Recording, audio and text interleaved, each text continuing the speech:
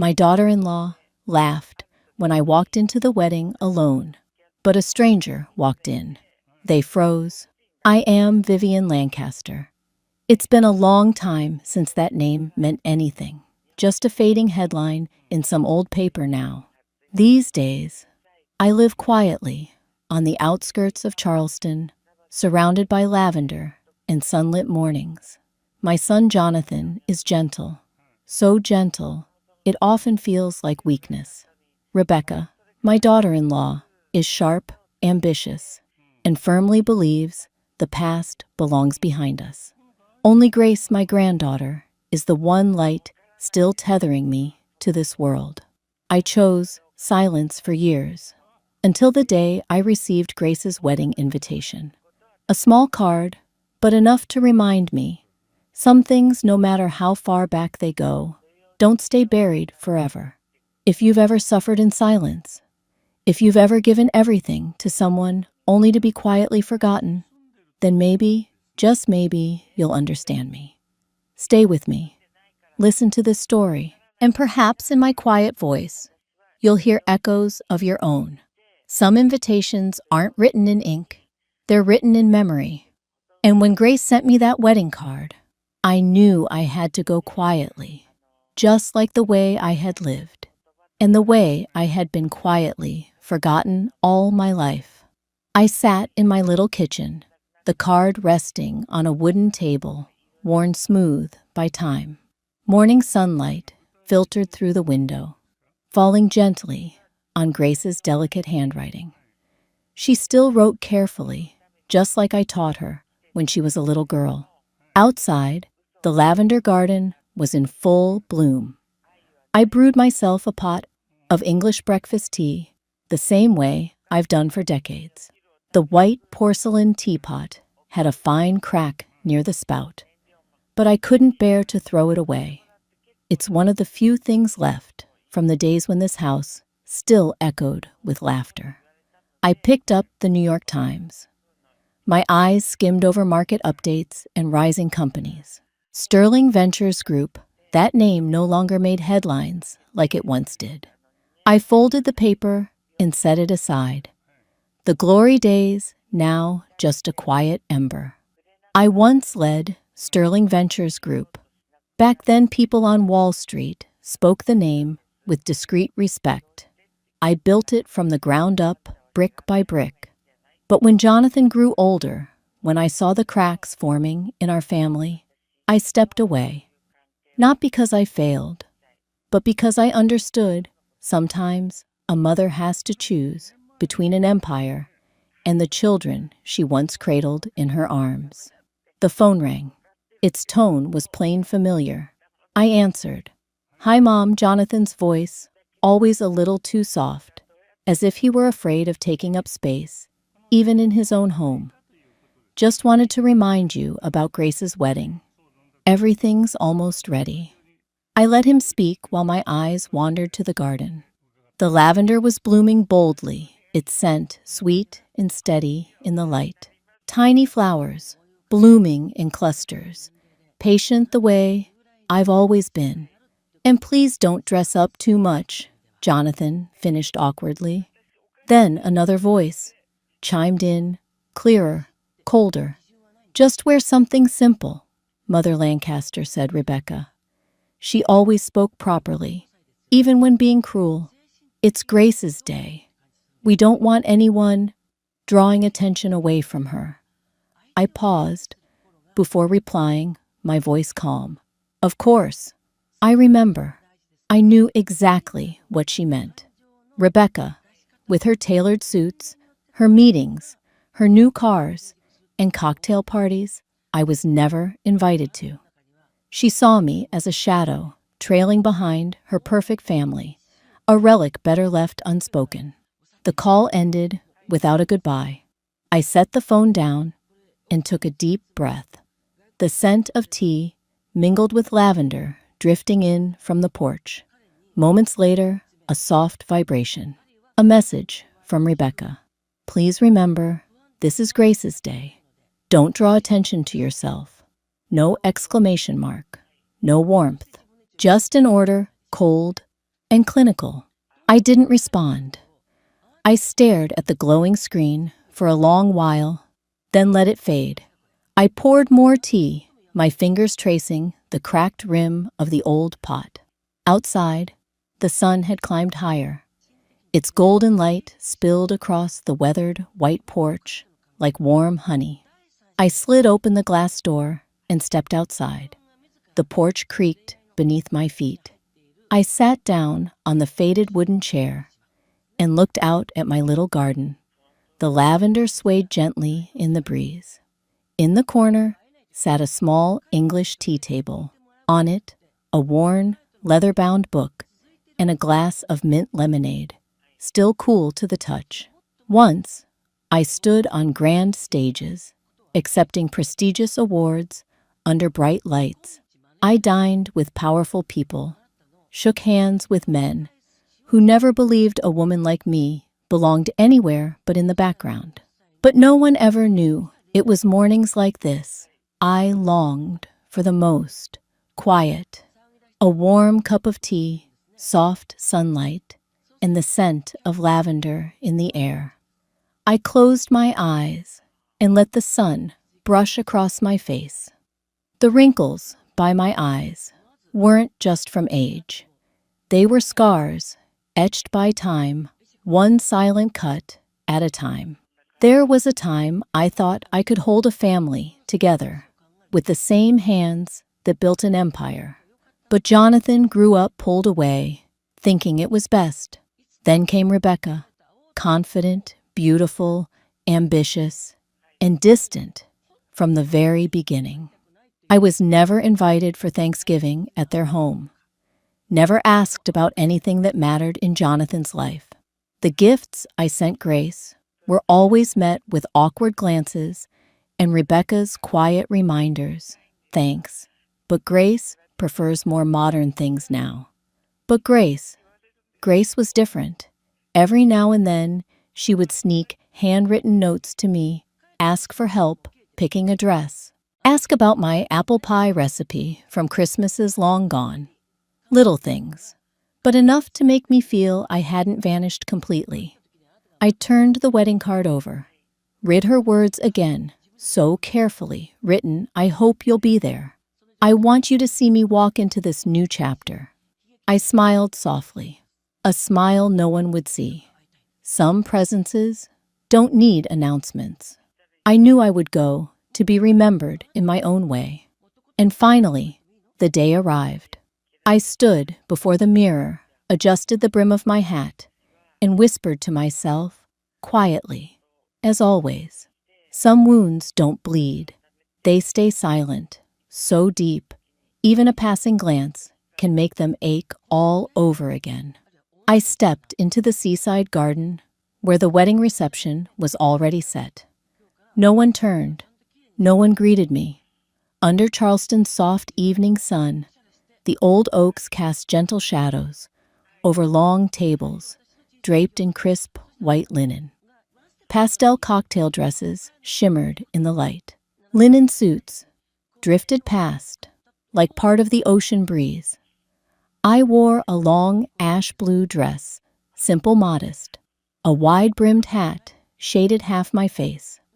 An old brown clutch tucked under my arm. No jewelry, no perfume, just a quiet figure among the polished noise. The buffet stretched long, with Southern classics, smoked BBQ coleslaw in white porcelain bowls, and a tiered wedding cake covered in vanilla buttercream, adorned with tiny sprigs of lavender. The air was thick with the scent of roasted meat and fresh-baked sweetness.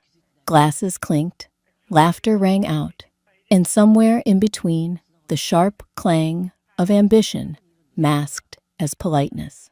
I walked slowly down the petal-strewn path, eyes scanning the crowd. Some glances flicked toward me, brief and different. No one spoke.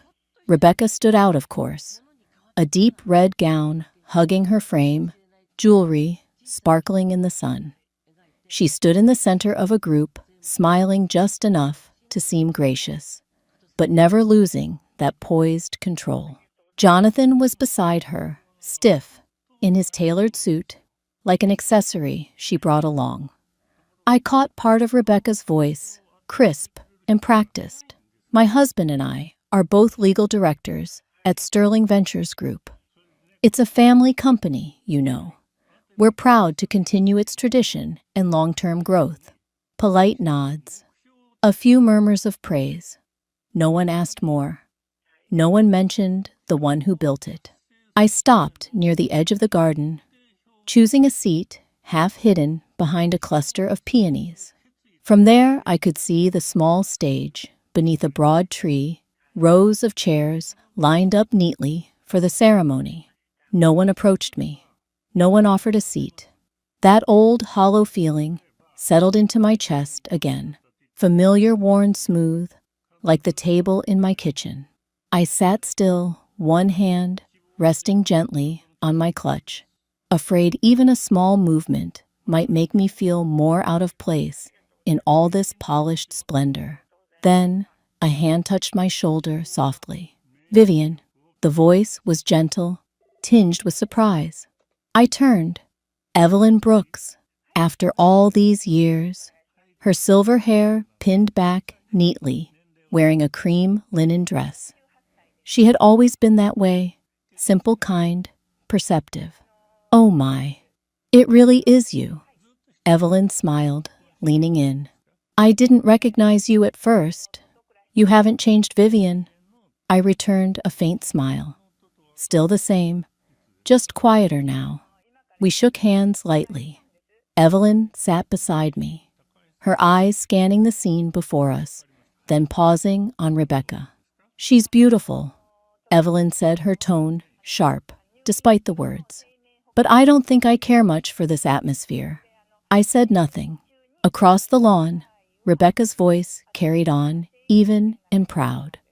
And even with a volatile market, we've preserved the values our family instilled from the very beginning.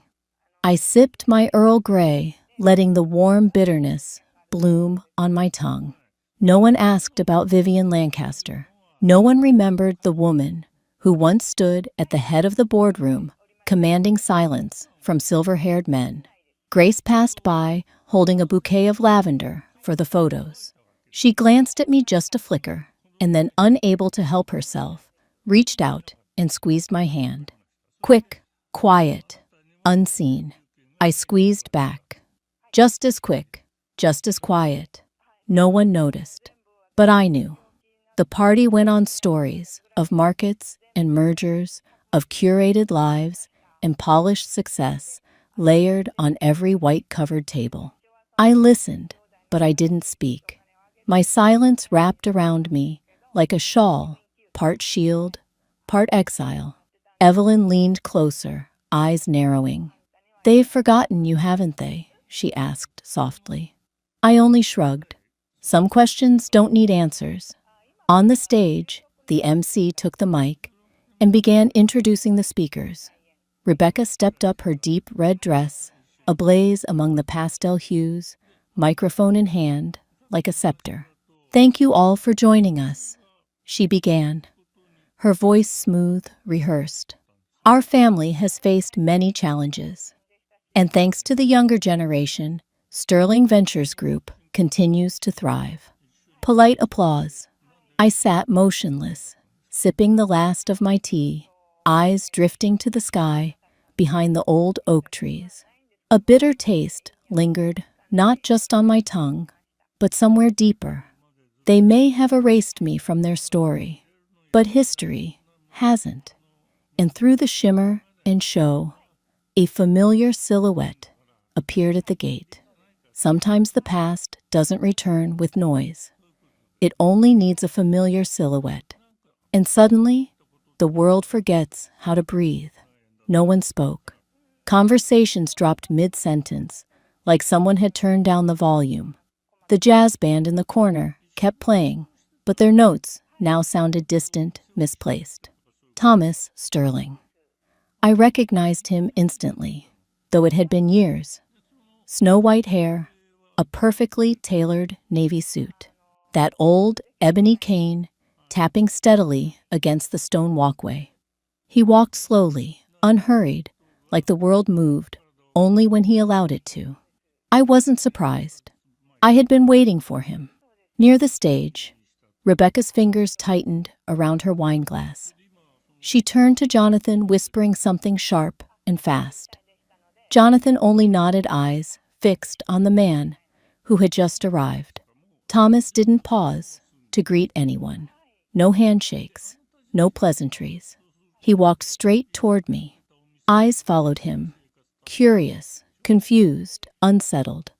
They didn't know who he was, but they knew this wasn't part of the afternoon script.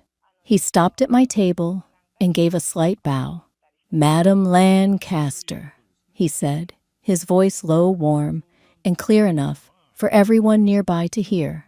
"It's good to see you again." It was just a greeting, but it echoed like a declaration. I gave a slight nod. "And you as well, Mr. Sterling. We didn't need more. We had once shared far more important moments. Private meetings, late-night dinners, where companies were bought and sold. Days when a nod from the two of us could shift the lives of hundreds." Thomas reached into his inner jacket pocket and pulled out an ivory envelope sealed with red wax. He placed it before me. His cane tapped once gently against the leg of my chair. "What belongs to you," he said softly, "has always belonged to you." I reached for it, feeling the coarse texture of the envelope beneath my fingertips. I didn't open it. I didn't need to. Some things don't need to be read to be understood. Rebecca hadn't moved, but her expression had. The chill in her eyes cracked into something less certain. Her grip on the wine glass faltered. She glanced at Jonathan, then at Thomas, trying to read him. Grace stood near the stage, holding her lavender bouquet. She caught my eye, and for a moment her lips curved into the faintest smile. She understood without needing a word. Thomas turned to face the crowd, leaning gently on his cane, his voice calm and measured. "If I may," he said, "I'd like to honor an old promise." No one dared interrupt, but tension rippled like a taut string. Murmurs rose, sideways glances, raised brows. The atmosphere held its breath. Beside me, Evelyn gripped the handle of her soft leather bag. She leaned in. "Vivian, what's going on?" I didn't answer. I simply sat still, hands in my lap. The envelope resting quietly between us, like a relic at an altar I was never meant to have a seat at. Rebecca blinked rapidly, then marched toward Jonathan, hissing under her breath. He looked weary, torn, that same look I'd seen 100 times, stuck between two women he never truly understood. Thomas looked at her, no smirk, no scorn, just a long, direct gaze that saw more than it said. The jazz band shifted into a slow ballad. A lone saxophone cried somewhere in the distance. The wind off the sea stirred the white drapes tied to the wedding arch, making them flutter like fragile wings. I traced the envelope with my fingers. I already knew what was inside: old promises, forgotten commitments, now returned whole. Thomas Sterling was not a man who broke his word. They may have erased me from their version of the story, but history hadn't. Sometimes the past doesn't come demanding justice. It simply returns to reclaim dignity. Truth doesn't need a spotlight. It waits quietly until the moment it can speak for itself. Thomas Sterling stood at the front of the garden, his eyes sweeping across the silent crowd. A breeze from the ocean stirred the salty air, bringing with it the murmur of distant waves. The jazz band quietly disappeared backstage, their final notes fading into the tension that now gripped the gathering. I remained seated. The envelope Thomas had given me still rested in my hand. The red wax seal emblazoned with the old Sterling Ventures logo, seemed to warm beneath my fingers. Beside me, Evelyn sat stiffly, clutching the handle of her handbag, her eyes locked on Thomas, with a look that held both dread and hope. He raised the microphone to his lips. His voice came steady, low, and clear. If you'll allow me, I'd like to speak for a moment about history. The history of Sterling Ventures Group, the place where we now stand. A pause. You could feel the stillness deepen. Even the clinking of glasses from a far corner sounded out of place now. String lights overhead cast a soft glow through the branches, bathing the lawn in something almost dreamlike. More than 40 years ago, Thomas said, before the market even noticed us before Sterling Ventures had a name, there was one person who laid the very first brick. He let the silence stretch. It wasn't me, he continued. It wasn't any of the powerful gentlemen here today. It was a woman many of us have forgotten, or worse, never truly knew. A stir rippled through the crowd, glances exchanged, awkward smiles, tense posture. Rebecca stood beside Jonathan, her face pale, her champagne glass tilted slightly on the verge of spilling. Thomas took a breath and spoke the truth aloud. Vivian Lancaster, founder of Sterling Ventures Group, the woman who built its foundation, who shaped it, who steered it through the most uncertain years with quiet resilience. No applause, no reaction, only silence, heavy, undeniable silence. I didn't move, but the weight of their eyes began to shift toward me. At first curiosity, then surprise, and finally something like respect, hesitant but real. Thomas went on. His tone was calm but resolute. She never asked for recognition, never demanded a title.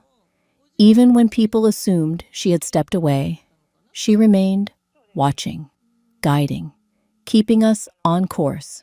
Beside me, Evelyn exhaled, as if she had finally let go of something she'd carried for too long. She turned, gave me a small smile, quiet, complete. Thomas looked out across the garden once more, eyes touching each face. His voice lowered, but it carried deeper. Today, I believe it's time those unseen efforts are finally named. It's time history gave her what it should have long ago. He lowered the mic, then slowly extended his hand toward me. Palm open, steady, solemn. Madam Lancaster, if you would. I didn't rise immediately. I let his words settle into the space around me, let them breathe. From the far side of the lawn, the MC stepped forward, voice warm and respectful. At the request of the bride, Grace, we would now like to invite Mrs. Vivian Lancaster, the woman Grace calls her greatest inspiration, to share a few words with the couple. No clapping, no shifting in seats, just stunned silence. Not from disinterest, but from the quiet shame of suddenly realizing what had been overlooked. I stood. My ash blue dress swayed with emotion, the brown leather clutch still in hand. I walked toward the stage, one step at a time. Rebecca froze. Her champagne trembled the liquid inside, catching the light with every tremor of her hand. Jonathan stared blank-eyed. Grace whispered something to the person beside her, but I didn't catch it. I reached Thomas. He gave me a second, respectful bow, then stepped back, giving me the space. I didn't touch the microphone right away. I stood in silence, letting the weight of their gaze settle. No smile, no nod, just me, still steady and true. Then I raised the microphone and spoke softly but clearly. They thought I stepped back because I failed, but the truth is, I never left, and I stepped onto the stage, bringing with me the silence of all the years they forgot I was still there. Some victories need no fireworks. Silence can be the highest form of glory. I stood still beneath the soft stage lights without even lifting the microphone. The silence wrapped around us like a velvet curtain sinking deep into every breath. Only the distant sound of the ocean remained its eternal rhythm, playing quietly behind what I was about to say. I thought back to the day I received Grace's wedding invitation. A fragile card, heavy with unspoken weight. That day, I made a promise to myself I would go, to be remembered in my own way. And now, this was that moment. I let my voice rise warm and steady, not loud, just enough for every ear to catch it. Happiness isn't something we're given. It's something we build with days of kindness and quiet choices to do what's right. Not a sound followed, no laughter, no whispers, only listening, deep and reverent. I paused, letting the words drift through the space between us, filling the unseen gaps between people who now finally understood.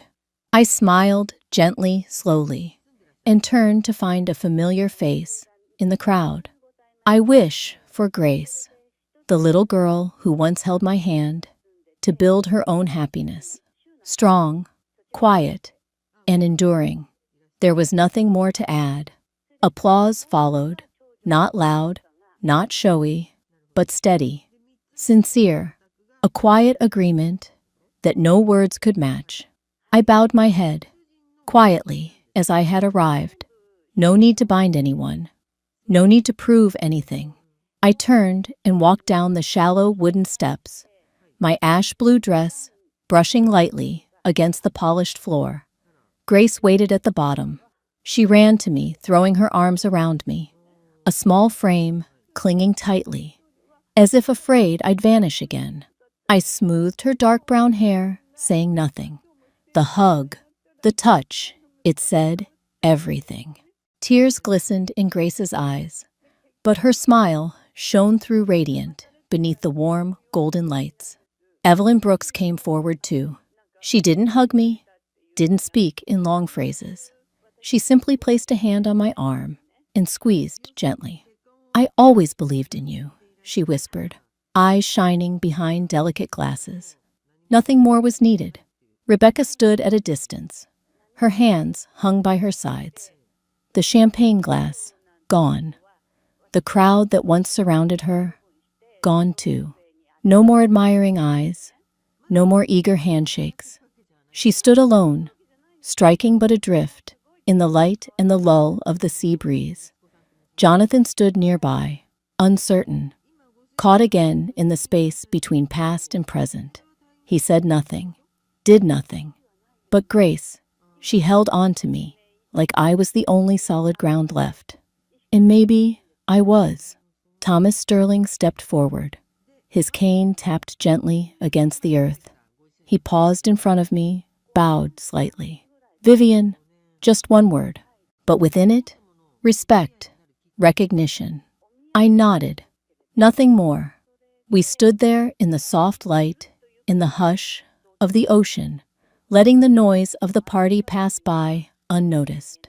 No one could take my worth from me, because it had never depended on their eyes.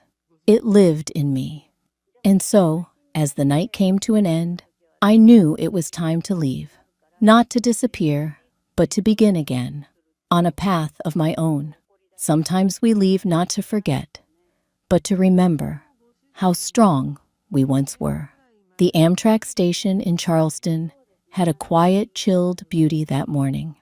Long oak benches lined both sides of the hall. Pale sunlight spilled through the mist, settling on the damp cement floor. I pulled a small suitcase behind me, its wheels whispering across the worn tile. My beige trench coat hugged me lightly, just enough for the cool morning air.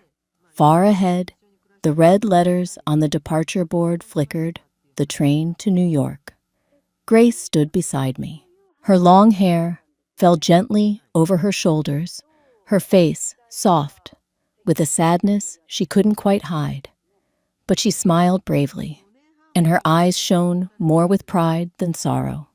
Grandma Grace said, handing me a soft leather notebook, deep brown, for you to write down the places you visit. I took it, brushing my aging fingers over the cover. The leather was smooth, still smelled of fresh paper, its corners sharp and unbent. You always dreamed of traveling across the country. By train, Grace whispered. Now it's time, isn't it? I smiled. Didn't answer right away. Rebecca stood at a distance, across the benches. She watched us. Her expression caught somewhere between hesitation and regret.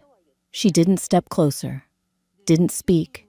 Her hands tightened around her purse straps, as if carrying something heavier than any luggage. Jonathan stood awkwardly beside her, hands shoved into his coat pockets, eyes avoiding mine. I nodded just once, toward Rebecca. No anger, no demand for apology, just a nod. Enough to say, I forgive you, without needing the words. The loudspeaker crackled. A soft voice announced boarding for the New York line. People stirred. Suitcases rolled. The familiar hollow sound of parting filled the station. I turned to Grace, wrapped her in one last embrace. She clung tightly, shoulders trembling. I didn't try to comfort her with words. I simply held her. A brief, quiet hug, deep enough to say everything. Wishing you a journey to find yourself again, she whispered. I let go slowly, took the handle of my suitcase, and walked toward the platform, each step deliberate. The morning sun stretched my shadow long across the damp concrete. With every footfall I let go of weight, of years, of what no longer needed to stay. I didn't look back, not because I forgot, but because I knew some things are meant to stay behind, tucked safely in memory to make room for what's waiting ahead.